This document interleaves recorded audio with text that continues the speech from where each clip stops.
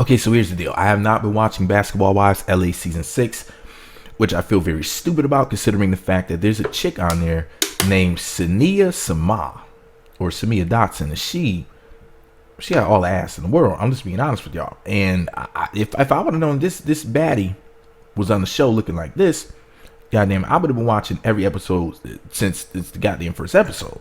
I would have had my thirsty butt sitting there in front of the screen. Now, where I originally learned about her was like a week or two ago when they started saying this crap online about her being a thief. And I was like, man, pretty girls aren't thieves. I don't know what they're talking about. Pretty girls get shit for free. So, I didn't believe it. And I was just like, I knew it wasn't true from the beginning.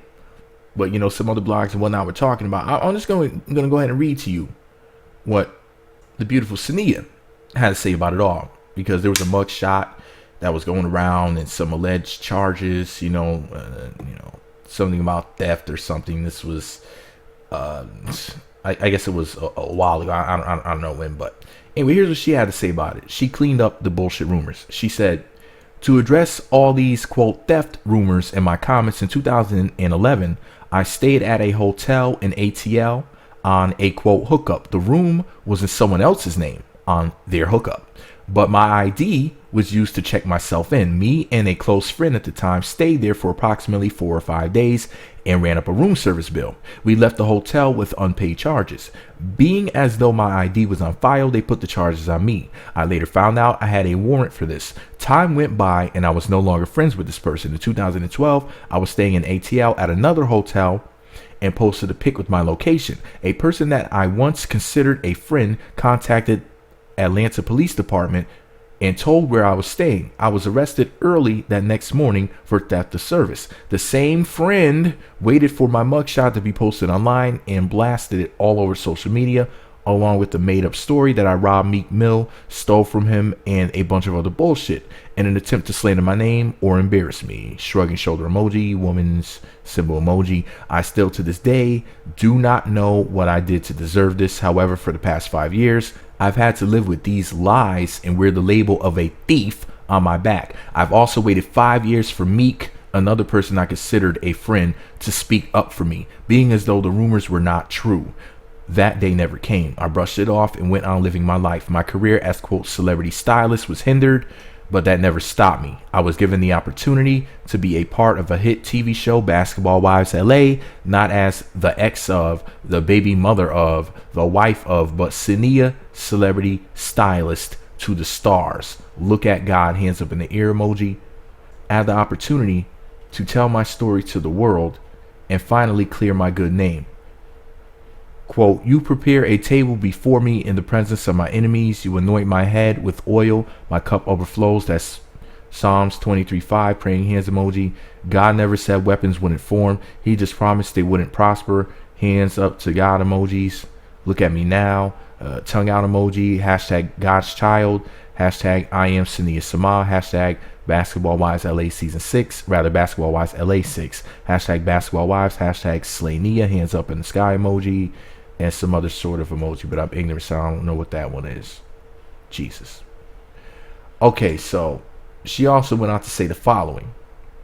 What is theft of services in Georgia? Quote, theft of services, a person commits the offense of theft of services when by deception and with the intent to avoid payment, he knowingly obtains services, accommodations, entertainment, or the use of personal property which is available only for compensation, end quote. So there you go. That's the definition, according to the Georgia Code, the U.S. Code, of what that the service in Georgia constitutes. As you can see, there was just basically a misunderstanding. So people were trying to, quote unquote, expose this pretty girl with all the ass in the world, her beautiful self.